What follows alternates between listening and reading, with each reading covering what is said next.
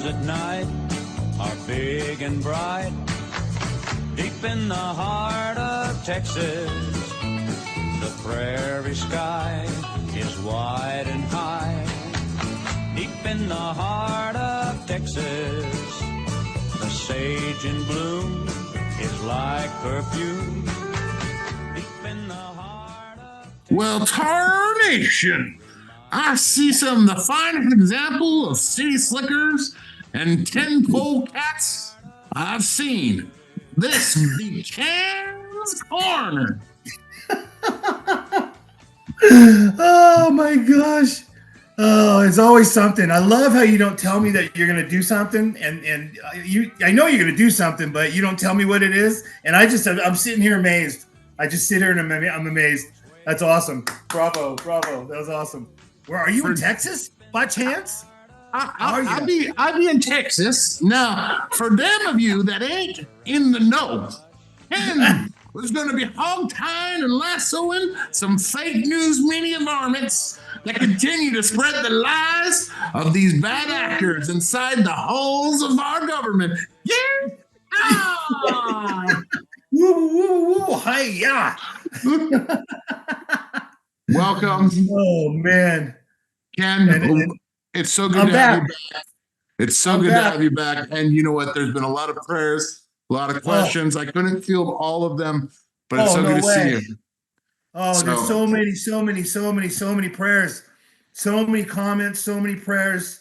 I felt it. I was texting Marco back and forth, and I was just like, I'm feeling like I felt it. I felt it supernaturally. I'm not like that. I'm not like this charismatic type of guy. I just, I'm pretty cut and dry, and I felt it. I felt everybody's prayers. I did. I can't believe it. Everybody was praying. I love it. So we'll see. I guess I'm supposed to stay around a little bit longer because my heart, I don't know what's going on. I got sick. That's as well as, I got sick at the emergency room, believe it or not. So, and last time I went in was about a year and a half ago. My wife got sick there. So yeah, it's like, it's all frolicking around in the ventilation or whatever, man. So well, I'm getting over my sickness as well. Yeah, I'm back. Well, for how long? Yeah. This is true for any of us, really. Yeah, really, right? But to not to break any tradition, we have to go with your shirt. So yes. we have Simple. We have coffee and we have guns. Yes, guns and coffee, and it's a Starbucks. It's the original Starbucks logo. So it's simple, it's fun, and it's in your face. I love it. It's very appropriate because I'm in Texas right now, where you can buy a gun and get a cup of coffee and go home with them that same day. So yep. Oh man. Well, out here, so Arizona has some of the best gun laws, believe it or not. And so I've actually, I know I've scared a lot of people, but I've actually walked out with a weapon. Both times I bought a weapon, I walked out with it the same day. But I have a CCW, so they say that if you have a CCW, which is a concealed weapons permit, that you can go out the same day with it, and that's the only time. So that's why I see Texas. Texas after a background check in 10 minutes. Yeah, you're out the door with it as long as you're paid for it. Yep, and that's Arizona too. So yeah, so maybe I don't know, man. The whole sedition and the whole crazy Abbott thing going on right now. And I can't believe that Arizona has. Well, I can because we have a Democratic governor now. So I don't know who knows anymore. Yeah, good job on voting for her. What's her name? She was the Secretary of State. Katie Hobbs. Katie Hobbs. So believe it or not, so check this out. So I train a couple people. I go to their house, and he goes, "Where were you?" And I go, "I was sick, dude. I text you, I was sick." And he goes, "Well, what's her name? Carrie Lake. Carrie Lake was here at the house with Bannon. Bannon and Carrie Lake were at his house like on Friday. Bannon and Carrie Lake. So I could have gone and hung out, and only like 25 people. He goes, "Dude, come by." And I was like, I was sick, dude. I'm sorry. I texted you, and it didn't register that. I couldn't believe that freaking, Steve Bannon was going to be there. That's awesome. Yeah, that is great. So we've got a shortened show this week, everybody. Yes. Ken is still recovering. He's still got some doctor's appointments to do this week, so we don't want to push him too much. But we wanted to do a quick show, and so we're going to jump right into it. Oh, wait, did you want to do some comments this week? I didn't go over any comments. I was really hurting this week. I was trying to recover. But I do want to say thank you to everybody who commented and there was like 85 comments this week on for last week's or the week before show the Davy's show. So and thank you to Davy, and I thanked him I texted him on Twitter and our Telegram and thanked him and his wife, and so that was awesome. Just for a quick correction, Rihanna is not his wife. Oh, okay. Just a friend. Got it. I thought, well, who's his? Lots of people thought that. Lots of people. Yeah, I just assumed. I didn't know. No. I don't know Davey that well, but I text him back and forth and send him stuff, and he sends me stuff. But so she was just she just came over to do the show, because I know that when she did the show by herself, she was at her house. So yes, just visiting. Got Friends. Got it. Well, they're in the same country, so. Yes. But as you know, Rihanna is from South Africa, which many of our listeners and viewers are from as well. So we thank you so much for watching Ken's Corner. And this week, our first topic is something that Jacob has spoken of many times, but Ken wanted to bring it up. The first one we have is quantum AI merging in the end times to bring the image of the beast to life. Ken, what do you have for us? Yes. The combination of AI and quantum computing is a growing concern of many developers involved with the super technology. The Financial Times explains, check this out, quantum computing can render all current encryption obsolete the very moment it comes online. So all other computing will be obsolete once it comes online. Once quantum computing is merged with AI, its learning potential will be irreversible. Quantum computing could break the internet. So Julie Love, the product leader for quantum computing at Microsoft, who holds a PhD in quantum physics, warned, "You will not own quantum computing, it will own you." So I'm just looking at these little statements. On its website, the World Economic Forum proclaims they have, quote, have established a quantum computing network which facilitates collaboration with companies like Amazon, IBM, Microsoft, as well as academic institutions and national governments to prepare society for more broadly for significance of the transition.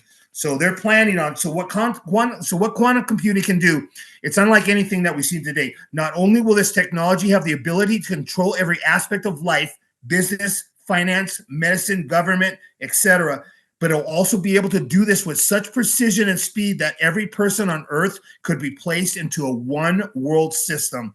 This technology will virtually force the world into one world financial system, a one world government, and eventually a one world religion. Does that sound familiar? This super technology will cause the world systems to merge into one unified and computerized way of life. Choices will be eliminated. Freedom will be severely limited. Control will be delivered into the hands of the one who oversees this worldwide interconnecting network, the Antichrist.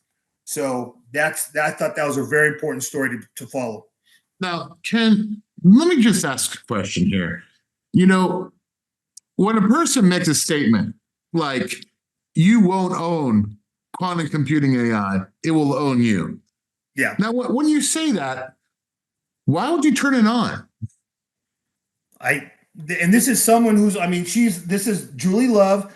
She holds a PhD in quantum physics, and she's the head of she's a leader for computing for quantum computing at Microsoft.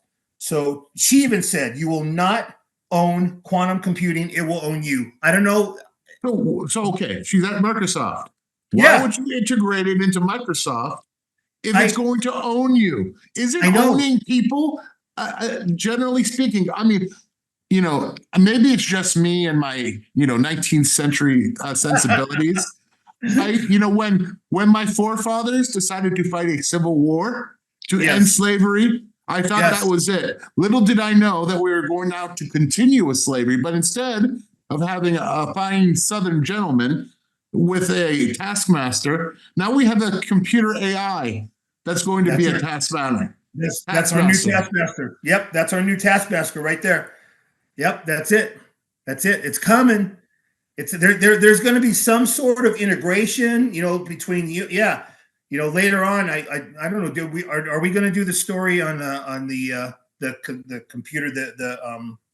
I'm getting ahead of myself, but yeah, we'll yeah. I had so many folks. I had so many stories this week. I had so many because I had 2 weeks basically of notes. I had 25, 28 pages of notes. So. But we chose folks. I told him to slow. I told him to slow down. Yeah. He's in Houston, so he's going at the Texan speed, man. Yeah. I'm moseying right now. That's what we do in Texas. We mosey. Absolutely, that's awesome. All right. Speaking of a taskmaster, and I just want to warn you, young men that are dating, especially a warning for me: don't date this woman because the woman in this next story. She's what you would call damaged goods. Not that we aren't all damaged. We all, I acknowledge this because we all have our flaws. We all have things we need to repent for. But usually an indication of stabbing someone 108 times when you're on a date with them, it's not really a good thing that would lend itself to wanting to continue to date. In fact, the person died, did he not, Ken?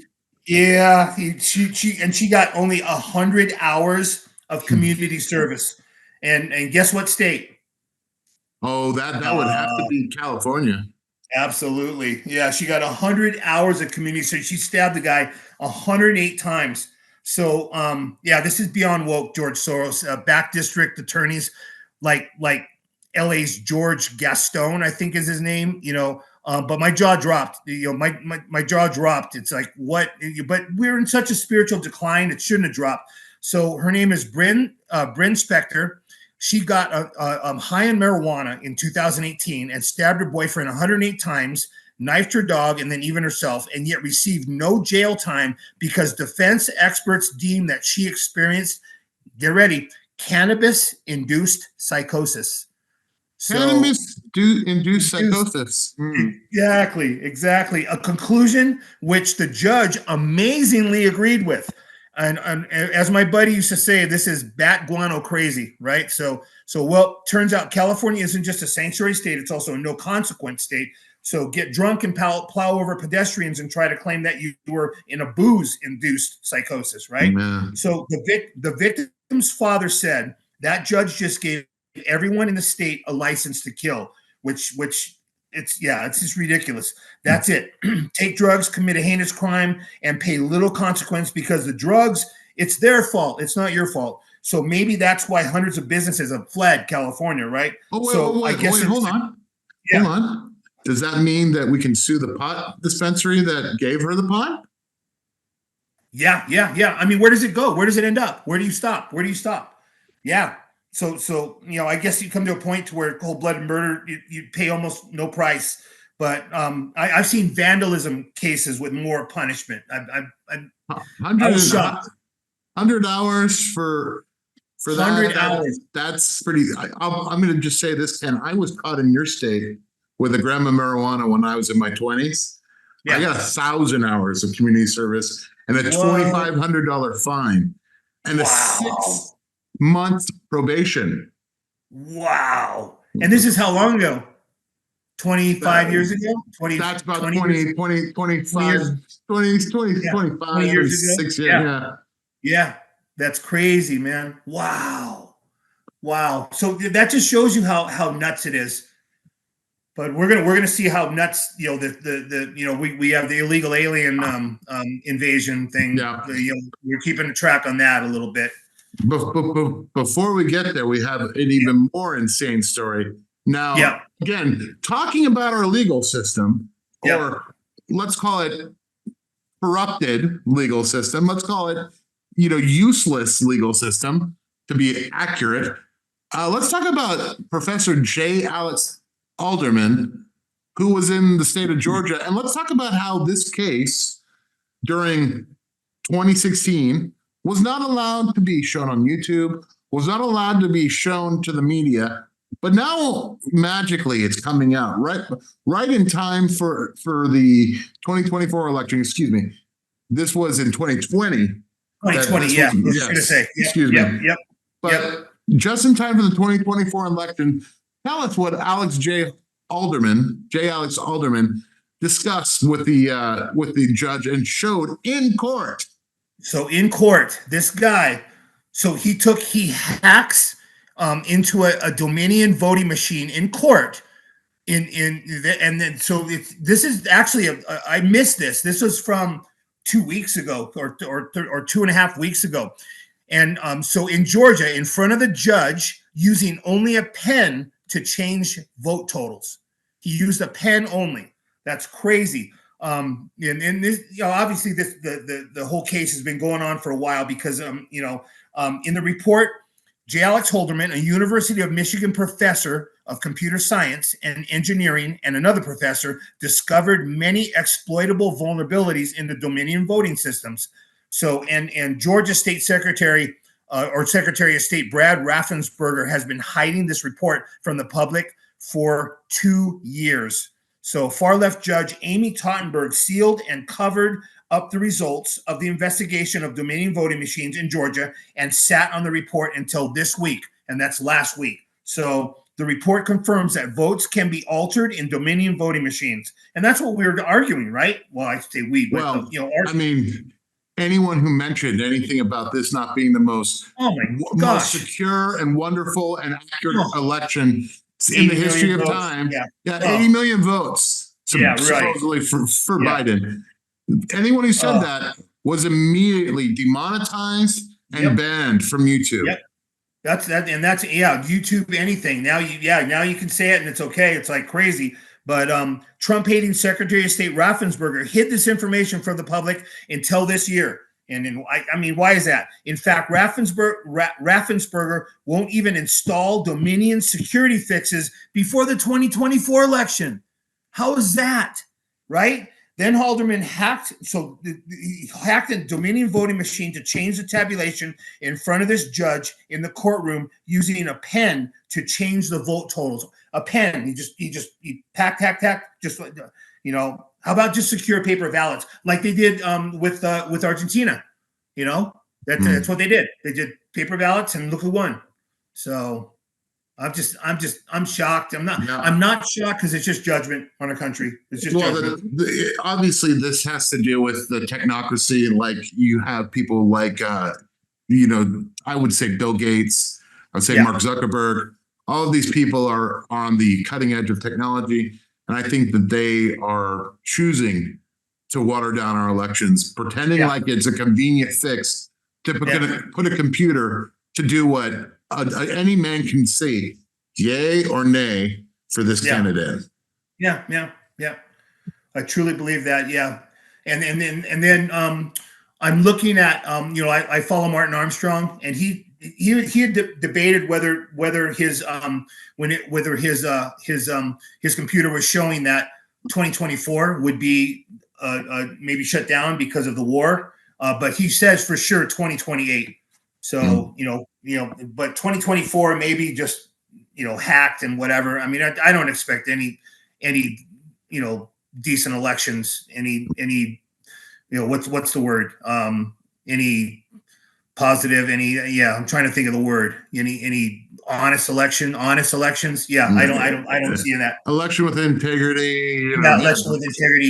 Yeah. So I don't believe there's any more of that. So which just it just validates the judgment on this country. It does. All right. For our next story, this has got to do also with the decay of our society and our legal system in a very real way. We're going to take a look at what is it? Who would be a police officer under these conditions? And here's the video. We have a large group, for those of you on our podcast, we have a large group of migrants being, basically they're being, kind of told to move along by two police officers. The next thing, we have the two police officers trying to arrest a migrant, and you have 4 or 5 migrants coming around and kicking and beating the police. Yep.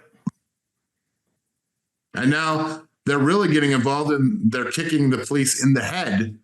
Yeah. Wrestling them to the ground. Yep. And now the police are both on the ground. Yep. So this is in New York City. And Ken, I'm going to continue with my question to you. Who in their right mind would become a police officer under the conditions that the law is so constrained nowadays? Yep. Yeah. And the 4 that were charged with assault, they get released without bail. They get released, and then they were I won't do it, but they were flipping off the cameras that were following them out. I don't know if you saw any of that, but I mean, the police can't protect us. They can't even protect themselves. The officers were simply asking the illegals to move along. That's what they were doing. And it's almost as if New York City is encouraging people to beat up their officers. I don't understand. And they were released without bail, each and every one of them. So they were like laughing when they were flipping off the cameras, and they were laughing as they were walking by. It's beyond nuts. It seems to me that the police have no human rights, while as the criminals seem to have a lot more. Now, forgive me, because I know a lot of people would disagree with me and say that, police kill specifically migrants and immigrants because they're all racists. Yeah, in fact, the BLM would have you believe that as well as Antifa. But it just doesn't hold water with me, considering the amount of leniency. The different ethnic groups that are police officers today. Oh yeah. Yes. It's not it's not an all-white police force anymore. No, it's not even. Yeah, it's not even half white. I don't think. I don't know. Yeah, it's a diverse group. Yeah, I've trained a lot of them, and they're a diverse group. So yeah, it's crazy. Yeah. So this continuing along with the migrant story, our next video has to do with migrants being shuttled away at our airports. This is a picture for those podcast of a camera going to a section of the Atlanta airport that is housing migrants. And listen to this guy, what he says. He says, I'm congressional member or congressional guy.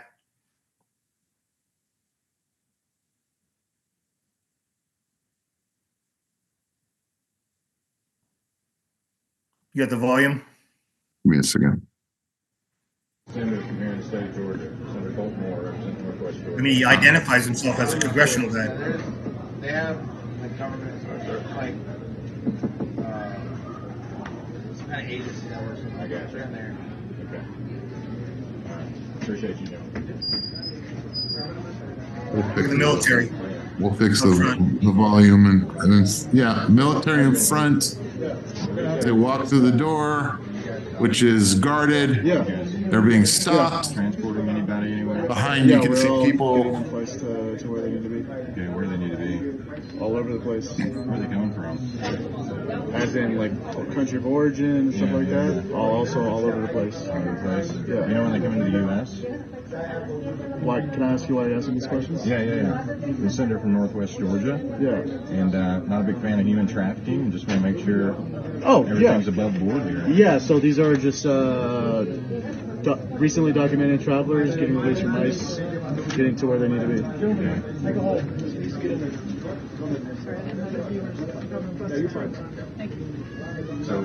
you're for a company of volunteers. Yeah. Team Liberty. Yeah. Okay. Is that a non-government organization? What is that? Yeah. So you receive. How'd you get the job? I'm a volunteer. I mean, Volunteer? there's people that they get dropped off here from ICE detention with no help, so we just, All right. yeah. Sounds good, man. Care if we? Good? Yeah. Care if I come in? Just take a little closer look. I mean, you can stand right there. I don't know you I don't know you very well either, so. Yeah, just let me get a video if you don't mind. Actually, you cannot get a video. No. You cannot get a video. No, you're not allowed. You're not allowed. You're done. Senator. That's how they treated a senator from North Georgia. That's a senator from North Georgia. Of course, that's not surprising because their bread and butter is basically bringing in human misery and selling it to the highest bidder. Those are the NGOs and Catholic charities, Lutheran charities, and Southern Baptist charities right there in action. Yep. It's beyond. Yeah. It's it's unfathomable. So, But- do you remember a movie, Ken? Real quickly, do you remember the movie where Tom Hanks was stuck in the terminal at the airport for a year? I remember it, but I never saw it. Okay, it kind of reminds me of that, Ken. That they're in this almost limbo where you don't realize this, but TSA and even the operational director of immigration at the airport have a lot of power to hold over your head. Wow. So they can keep you around. They can make sure that you cannot gain access to these people. In the movie, Tom Hanks was stuck there for almost 2 years. Wow. I Trying don't remember that to part. get out. I didn't know that was that long. And it was an interesting movie, but you can imagine considering just the way immigration, if you've ever been through TSA, you know this, they can make or break if you're going to fly. And they can even delay you even further by getting the air police involved. So Wasn't he from another country? Well, he was from another country, right? He was from Russia or something like that? He was from an Eastern Bloc country that was invaded while he was trying to get in. So his passport was meaningless by the time he got to immigration. Wow. I remember him acting and had some accent or something. Yes. Yeah. He was like Middle East, Eastern European. Eastern European. Yep. Wow. Anyway, go ahead, Ken. I have a few more questions, but go ahead and let's talk about these migrants at Atlanta. So the illegal aliens they're hidden in a secret room in Atlanta airport, and the area is guarded. You can see by the guy who in a uniform in front is guarded by military. And I was wondering if it was going on at other airports. And that was actually on the Twitter that I got that from that sent you. I mean, there was a lot. There was like 3 or 4 of the people that, and then some guy who posed a question, there was like 5 people under and said, yeah, I want to know. But this is so in your face. It's blatant judgment. And I mean, like the last video we're going to show is Mayorkas saying that the border is secure. I mean, we're being gaslit by everybody in this administration, everybody, by KJP, by everybody. Everybody's just gaslighting. I had a Twitter compilation is about 5 minutes long of everybody saying how, well, the borders are secure. The borders are secure. The borders all this year, all throughout what we're witnessing that they're not secure. So, and there's way more than they say has come through in the last 3 years. Way more. Absolutely. One question before we move on to our good friend Mayorkas. Let me ask you, Ken. Considering the bailouts that we have done in the past with taxpayer money for the airlines, why is it that we feel, or the airlines feel, that they can use not only the subsidies of our tax money, but furthermore use the money they make from profits in gouging us for airline tickets to give free flights to migrants. Yeah. Or nearly free flights to migrants. Let's call it that. Yeah. Well, and then they're giving them credit cards as well. $5,000 credit cards or whatever that, I think I didn't share that last week, or sorry, 2 weeks ago. But there's a guy, maybe I did. I can't even remember, but there was a guy who was talking about how, they busted, a whole bunch of migrants with credit cards, and they had $5,000 on them. They had, they're brand new, ready to go. And they're, and then, so, I mean, and that we're paying for that too. I mean, what I don't understand. The only way you can understand this is to go spiritual and to go to the 31,000 foot level. And that's just, it's like Rome. When you saw Rome fall at the end, it was a total spiritual thing. It was a spiritual fail. Yeah, absolutely. Speaking of a total spiritual failure, oh man, let's go ahead and get to this guy. It is my testimony that the border is secure, and we are working every day, day and night, to increase its security. The challenges that we are experiencing at the border cannot be overstated. The challenges at the border cannot be overstated. Let me ask you. He's demonic. How long does it take to take out the trash in Washington? It would take forever to take out this kind of trash. Yeah. Ken, does this administration have no such thing as a performance rating? Like, no. Do they do a year-end review and go, this is how successful we feel your performance was this year? I mean, I get a review every single 6 months. Yeah, we do as little I can say it, peons. We get a review. Of course we do. I get double reviews. So it's yeah. Oh man. But yet Mayorkas seems to be like a cat with 9 lives. Every time I hear senators dressing him down, but he just puts on that smile and gets out of it, and he's in his job. He's in his job till 2024. Yeah, it's not even a smile. It's a smirk. It's a smirk. It's a crazy smirk. I dare you to do anything against me. Yeah. It's a demonic smirk. It's like, it's like Hillary. You see Hillary has it, and I think these guys have really, really big demons behind them. And I think that, that's why, Jacob talks about it, that it's virtually impossible, 99.9999% for these guys to get saved. They're this is all they got. They have this life and that's it. And they're just, you can tell they're just, demonic to the core, and God can do anything, the Lord can do anything, but these guys are demonic to the core. Yeah. It's looking more and more like that, to be honest. Yeah.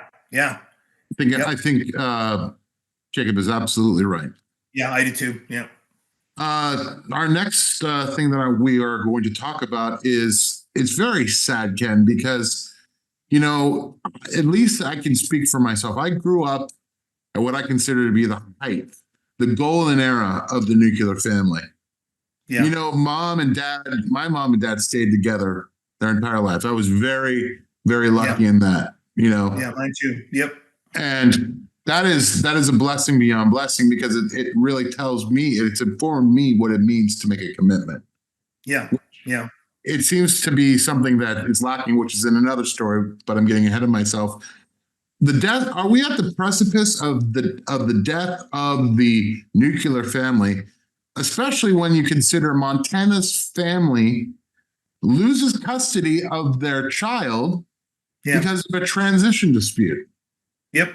They expressed opposition to her gender transition, and a family was in Glasgow, Montana, and it's in a conservative, would be considered conservative state, Montana. Very conservative state. Very conservative. Is accusing the state's child protective services of kidnapping. The family is accusing them, their teenage daughter. The child has been removed from their care and is now being sent to Canada. And I'm seeing more and more stories like this, where the parents are basically they're screwed. They're like they just they can't they get in this court battle. If they don't have any money, they can't fight it, or I saw this and my heart went out to them because they were on I forget it was a little clip that I saw of the mom and dad, and they just so it's just I just shared this story, just a brief story, just to show. And we're seeing, a story that I didn't share is a confirmation that, I shared it earlier, but it's a poll that nearly 30% of Gen Zs identify with LGBTQ. And remember I talked about that? Remember that story I talked about? Remember like three or four shows ago? And I was talking about how Harvard has, 35%. And it's been inching up year after year. It's been rising. Yeah, 30%. So that I said that 2 months ago. But by contrast, only 16% of millennials, 7% of Gen X, 4% of baby boomers identify with LGBTQ, but Gen Z 30%. So just showing that it's a battle. It's a spiritual battle. It's an uphill battle. Yeah. So it's sad. It's very sad. I mean, Ken, in your mind, when did we become insane and think that the state is more important than biological parents? We can see it going like that. We can see the argument, the Harvard president, the people that are put in power, and that's what happens is it comes down, and then we can see that people put in power of the even the states. I'm following Michael Yon on Twitter. I follow him, and he's not on board with the whole Abbott thing. Him fighting in the 22 states, and he's not on board with all of it. He's just like, there's something going on. I don't know what it is, and him fighting.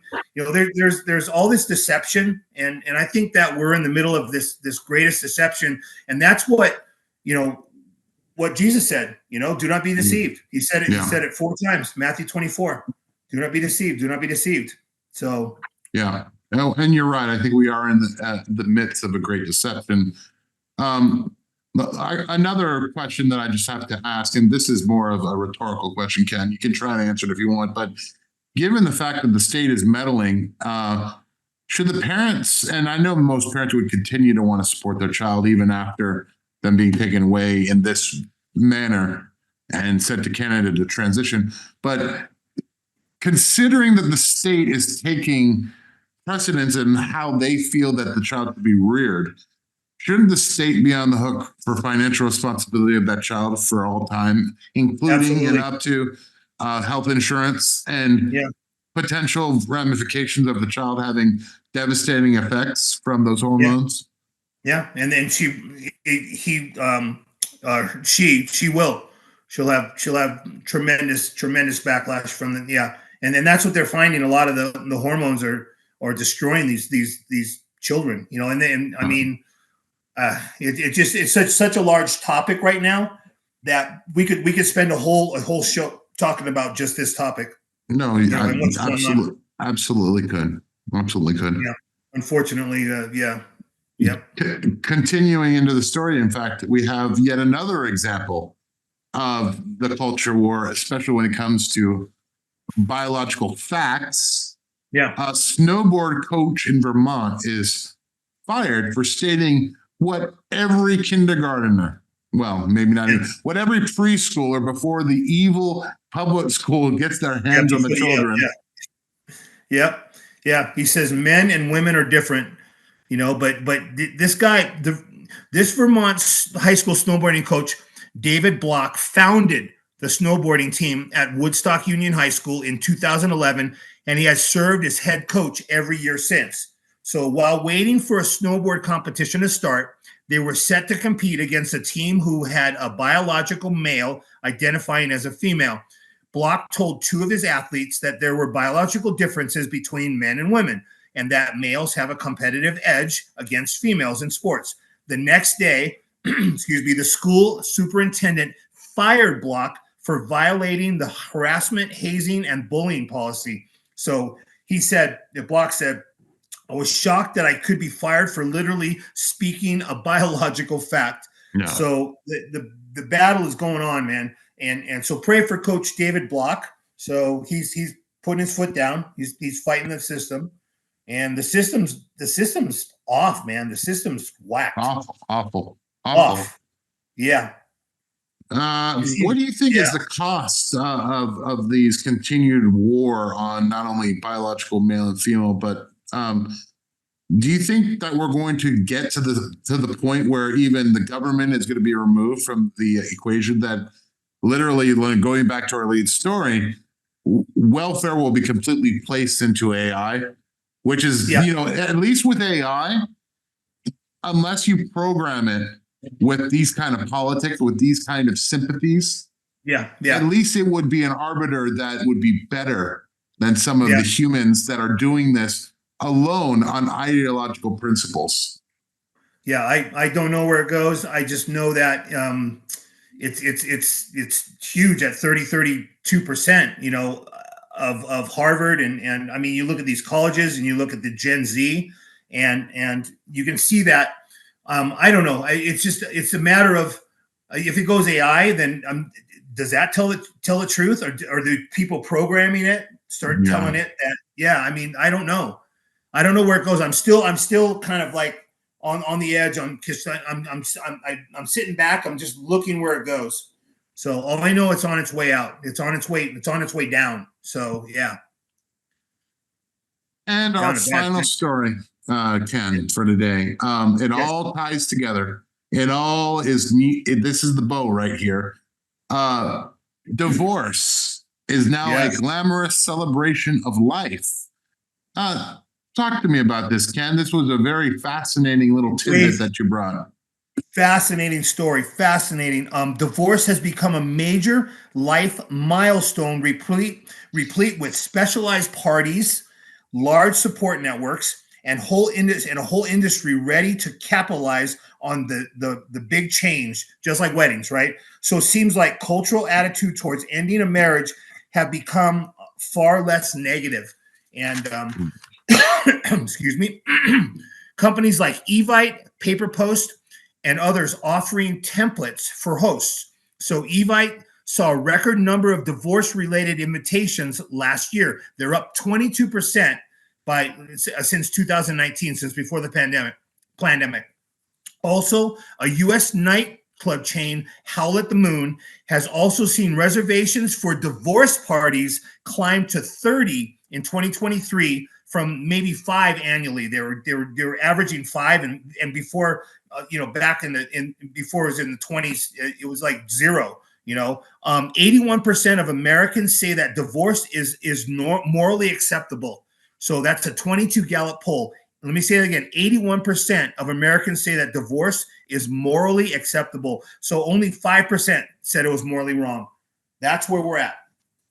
Yeah, you just shake your head. That's where you're at. Oh, Ken, I was watching this TikToker who is actually he's a masked YouTube guy that's on TikTok. And he's basically saying what we don't know, what, my generation X, and what you baby boomer doesn't know, that they figured out, the generation Y, Z, and whatever, is that religion and tradition have no place in the modern society.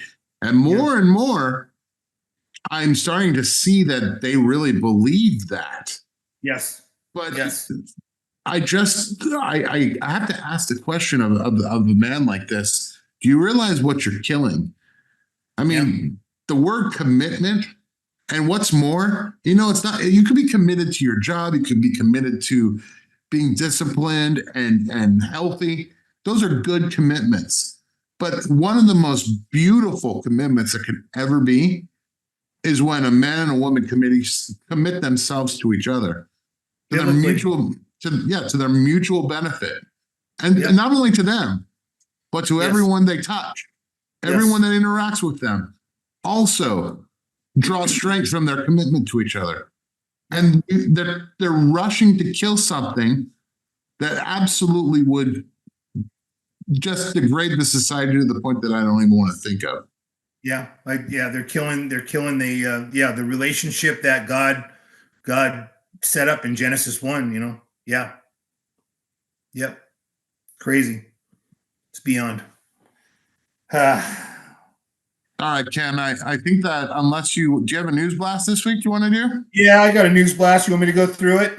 Go through the news blast. Yeah. So 10 headlines that the media didn't want you to follow. Number 10, Dr. Drew credits RFK Jr. for his personal awakening. That's an interesting one. Here's a quote. I am open to everything now. That was an interesting one. Number 9, police believe 4 of the migrants arrested in cop beatdown fled on a bus from New York to California. I already told you that. So number 8, Capitol Police will not press charges against staffer who filmed having sex in the Senate office building. So and that's just nuts. That's a nuts story. So number 7, 150 Democrats vote no on bill to deport illegal immigrants for DUI. 150 Democrats vote no. Number 6, Elon Musk to transfer Tesla Incorporation to Texas after Delaware scammed him out of $50 billion, $50.9 billion. Number 5, Speaker Johnson released 64 instances of the Biden administration undermining border security, encouraging illegal immigration. We'll see where that goes. Number 4, top cyber official divulged embarrassing White House secrets to undercover James O'Keefe disguised as a gay man in glasses. So I don't know if you saw that. Did you see that interview at all? So I did. Actually, I did. Yep. He was in a gay bar with the new guy, and he was like, yeah, and he finally all he did was put glasses on. Number 3, Congress members call for Representative Ilhan Omar to be expelled after shocking Somalia allegiance video goes viral. Number 2, Senator Lindsey Graham demands the U.S. bomb Iran. I saw that. Number 1, EU police go door to door arresting farmers who've protested the globalist agenda. That's gonna explode too. I could have used. There's so much news right now. It's just I'm picking this little pick and choose. And this week was kind of off week, but there's so much news. I could have shown the farmers that are protesting. The protests are so big in Europe right now, and the EU police are going door to door arresting them. It's gonna blow up in their face, man. I'm telling you. Yeah, absolutely. I'm telling you. All right, Ken, we've come to that part of the show where this week I've selected 8 verses, actually. I'm going to go through it. It's 1 Corinthians 12:20. 1 Corinthians, hold on. I am missing a chapter. 1 Corinthians chapter 6, 12 through 20. I have the right to do anything you say, but not everything is beneficial. I have the right to do anything, but I will not be mastered by anything. You say food for the stomach and the stomach for food, and God will destroy them both. The body, however, is not meant for sexual immorality, but for the Lord, and the Lord for the body. By his power, God raised the Lord from the dead, and he will raise us also. Do you not know that your body are members of Christ himself? Shall I take the members of Christ and unite it with a prostitute? Never. Do you not know that he who unites himself with a prostitute is one with her in body? For it is said, the two become one flesh. But whoever is united with the Lord is of one spirit the Lord is one with him in spirit. Flee from sexual immorality. All other sins a person commits are outside the body, but whoever sins sexually sins against their own body. Do you not know that your bodies are temples of the Holy Spirit who is in you, whom you have received from God? You are not your own. You are bought at a price. Therefore, honor God with your bodies. Amen. Amen. Food for And thought. I'm gonna close with something that you just sparked it in my head. I cannot believe that. My mom used to say all the time before she passed away that your body's a temple, and I used to think about. She goes, so what you put into it, what you see with it, your eyes, what you hear with your ears, you have to be really, really, careful. And I just always thought about that. I thought about my mom's wise words. My mom was such a wise woman. So your body's a spiritual temple. She used to say that all the time. Yep. Amen. Well, we thank you for watching. Keep Ken in prayer. Keep me in prayer. Yes. Traveling mercies. Yes, and, yes. We will see you again. Till next time, this was another episode of Ken's Corner.